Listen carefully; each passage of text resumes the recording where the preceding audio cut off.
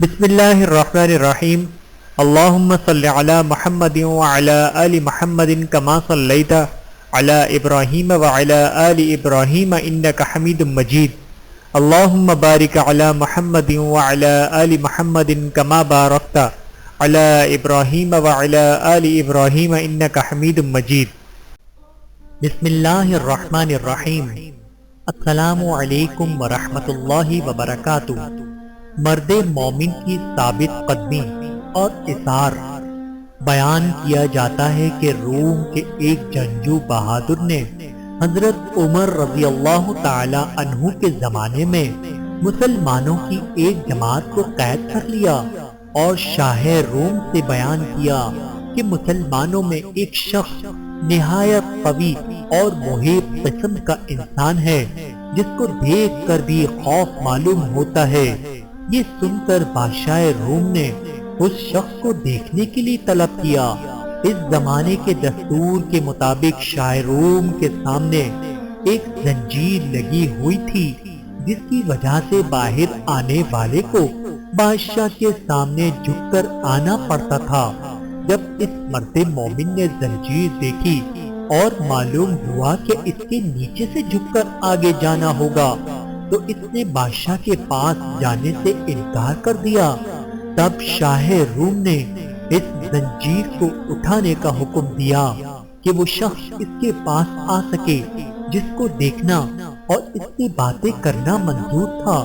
چنانچہ جب وہ شخص بادشاہ کے پاس گیا تو بادشاہ نے اس شخص سے کہا کہ تم ہمارے دین میں داخل ہو جاؤ تاکہ میں اپنی انگوٹھی تم کو پہنا کر روم کی سلطنت عطا کر دوں۔ یہ سن کر اس مرد مومن نے دریافت کیا کہ دنیا کا آخر کتنا حصہ تیرے قبضے میں ہے؟ بادشاہ کہنے لگا کہ دنیا کا تقریباً تہائی یا چوتھائی حصہ میرے قبضے میں ہے۔ اس مرد مومن نے جواب دیا، اگر پوری دنیا تیرے قبضے میں زور و جواہرات سے پر ہوتی اور تو ایک دن کی اذان کے عوض مجھے دیتا تو میں اس کو بھی قبول نہ کرتا، حالانکہ تو اپنی سلطنت کے عوض میرا ایمان خریدنا چاہتا ہے۔ شاہ روم نے یہ سن کر دریافت کیا کہ اذان کیا چیز ہے؟ مرد مومن نے جواب دیا، سن، اشہد ان لا الہ الا اللہ واشہد ان محمد رسول اللہ۔ اذان ہی کا ایک کلمہ ہے۔ یہ سن کر شاہ روم سمجھ گیا کہ اس کے دل میں حضرت محمد مصطفیٰ صلی اللہ علیہ وآلہ وسلم کی محبت سما چکی ہے، اب اس طرح کام نہیں چلے گا۔ یہ سوچ کر اس نے حکم دیا کہ اچھا، ایک دیگ میں پانی کھولا کر اس شخص کو اس میں ڈال دیا جائے تاکہ کھولتے پانی میں پڑ کر اس کا کام تمام ہو جائے یا خوف کھا کر اپنے دین سے پھر جائے۔ چنانچہ حکم شاہی کی تعمیل کی گئی۔ جب اس مرد مومن کو دیگ میں ڈالا گیا تو وہ بسم اللہ پڑھ کر داخل ہوا اور حکم الہی کی برکت سے دوسری جانب سے باہر آ گیا۔ یہ دیکھ کر لوگوں کو اور بھی تعجب ہوا اور اس کے بعد بادشاہ نے حکم دیا کہ ایک اندھیری کوٹری میں اس کو بند کر دیا جائے اور 40 دن تک سوائے خنزیر اور شراب کے اور کوئی چیز اس کوٹری میں نہ ڈالی جائے۔ چنانچہ اس کی تعمیل کی گئی اور جب 40 روز کے بعد کوٹری کھولی گئی تو لوگوں نے دیکھا جو کچھ اس میں ڈالا گیا تھا، اس میں سے مرد مومن نے کچھ بھی نہیں کھایا۔ دریافت کیا گیا، آخر تو نے اس میں سے کیوں نہیں کھایا حالانکہ شریعت محمدی میں ایسی ضرورت کے وقت اس کا استعمال جائز ہے؟ مرد مومن نے جواب دیا کہ اگر میں اس میں سے کچھ کھا لیتا تو تم کو خوشی ہوتی، میرا مقصد تو تم کو غصہ دلانا ہے۔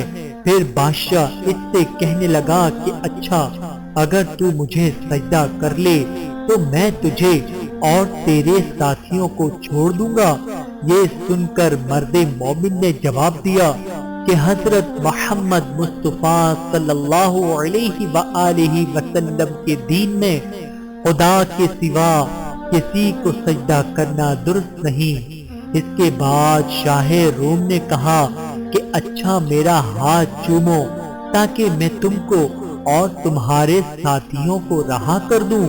مرد مومن نے جواب دیا کہ ہاتھ کا بوسہ دینا صرف باپ، سلطان عادل اور استاد کے لیے جائز ہے، دوسرے کے لیے نہیں۔ پھر شاہ روم نے کہا کہ اچھا میری پیشانی کو بوسہ دو، تو اس مرد مومن نے جواب دیا کہ ہاں یہ ایک شرط کے ساتھ ممکن ہے۔ بادشاہ نے کہا جس طرح تم کو منظور ہو۔ پس مرد مومن نے اپنی آستینیں اس کی پیشانی پر رکھی اور اس کو چوم لیا، اس نیت سے کہ میں اپنی آستین کو بوسہ دے رہا ہوں۔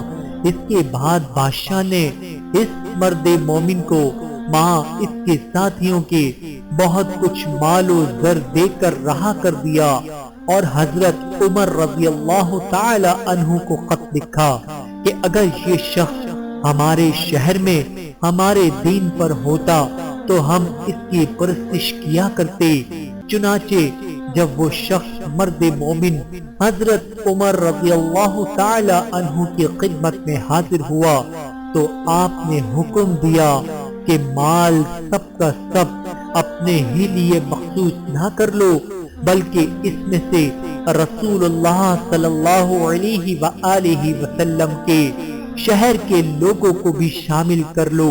یہ سن کر مرد مومن نے اس کی تعمیل کی اور جو عطیہ یا نذرانہ اس کو ملا تھا اس میں سب لوگوں کو شریک کر لیا۔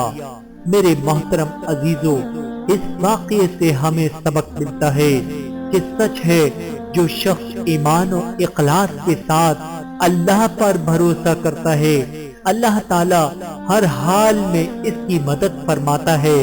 چنانچہ ہمیں بھی چاہیے کہ زندگی کے ہر موڑ پر صرف اور صرف اللہ ہی پر نظر رکھیں۔ اللہ تعالی ہم سب کو سمجھنے کی اور عمل کرنے کی توفیق عطا فرمائے۔ آمین ثم آمین یا رب العالمین۔